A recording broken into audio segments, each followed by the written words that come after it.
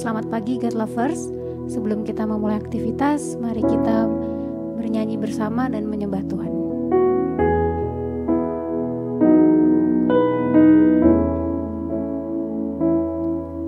Bila hati terasa berat,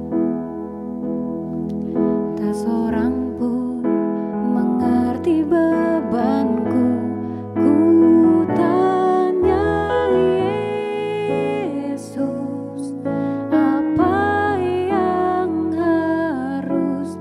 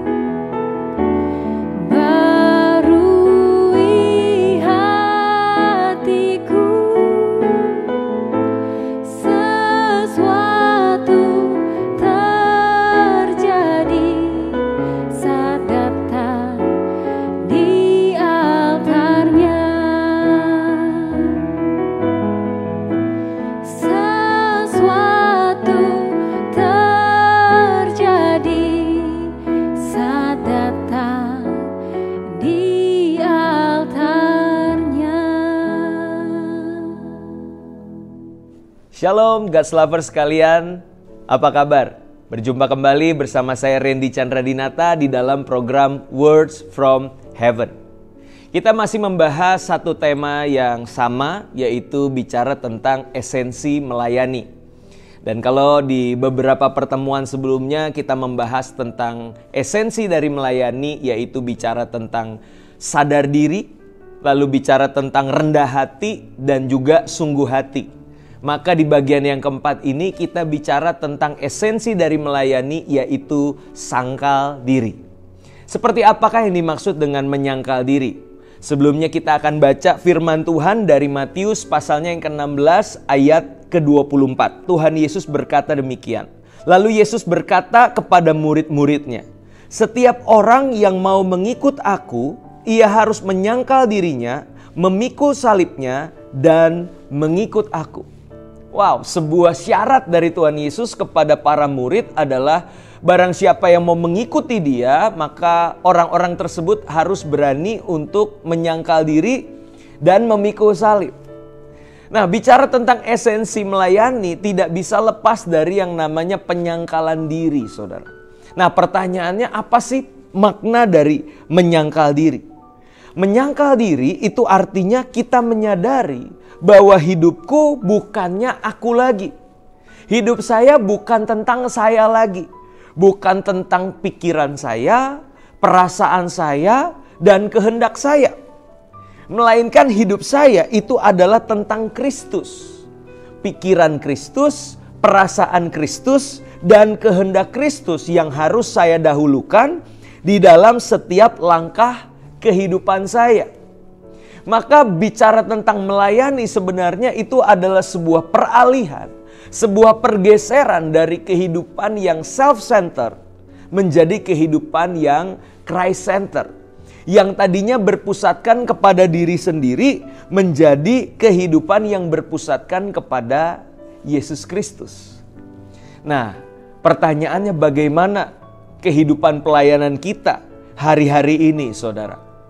Kalau hari-hari ini kita mengaku diri sebagai pelayan Tuhan, namun di dalam realitanya, waktu pelayanan itu berjalan tidak sesuai dengan ekspektasi kita. Ketika apa yang kita harapkan di dalam pelayanan itu tidak berjalan sesuai dengan maunya kita. Adakah kita menjadi pribadi yang baperan, pribadi yang ngambekan, dan akhirnya kita berkata, mohon maaf mulai hari ini saya mundur dari pelayanan. Oleh karena apa yang terjadi di pelayanan ini tidak sesuai dengan harapan saya. Nah, yang jadi pertanyaan saudara adalah sebenarnya siapa sih pribadi yang kita layani? Apakah itu Tuhan Yesus atau diri kita sendiri? Hati siapa sih yang kita senangkan? Perasaan siapa sih yang kita dahulukan? Adakah itu perasaan Tuhan Yesus atau perasaan diri kita sendiri? Nah, mari kita renungkan bersama saudara bahwa di dalam pelayanan bukan lagi tentang ego saya pribadi. Makanya ada satu prinsip di dalam pelayanan itu prinsipnya disebut sebagai joy. Joy itu adalah singkatan. J-nya adalah Jesus, O-nya adalah others, Y-nya adalah yourself. Kalau saudara mau bersuka cita di dalam pelayanan, maka yang pertama jadikan Yesus sebagai yang utama dan terutama. Baru yang kedua bukan diri sendiri, melainkan orang lain, others. Baru setelah itu yourself, barulah diri sendiri. Sekalipun kelihatannya loh saya kok jadi yang nomor terakhir. Tapi coba saudara hidupi pelayanan yang mendahulukan Yesus dan sesama.